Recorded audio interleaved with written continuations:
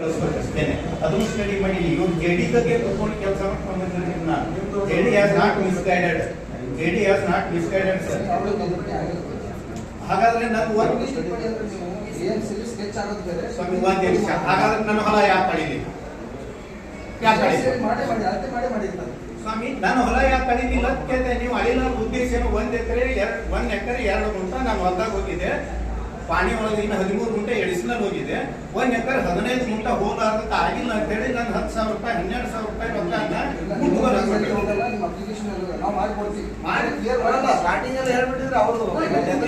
ಏನು ಹೇಳಿಲ್ಲ. ನೀವು ದುಡ್ಡು ಮಾತಾಡಲ್ಲ. ಹಣ ಯಾಕೆ ತೊಂದ್ರೆ ಇದು ನಾನು ತಗೊಂಡೆಲ್ಲ ರೈತರು ಪ್ರತಿಯೊಬ್ಬರು ನೋಡ್ರಪ್ಪ. ನೀವು ಕೈ ಮುಗಿದು ಕೇಳ್ತೀನಿ, ಯಾರ್ಯಾರಿಗೆ ಅನ್ಯಾಯ ಆಗಿದೆ ಹೇಳಿ ಸ್ವಲ್ಪ. ಅಲ್ಲಲ್ಲ ಏನಾಗುತ್ತೆ ನಾನು ಹೇಳ್ತೀನಿ. ಸರಿಯಾಗಿ ವ್ಯಾಪಾರ ತೆರಿ ನಂಬರ್ ಹಾಕಿ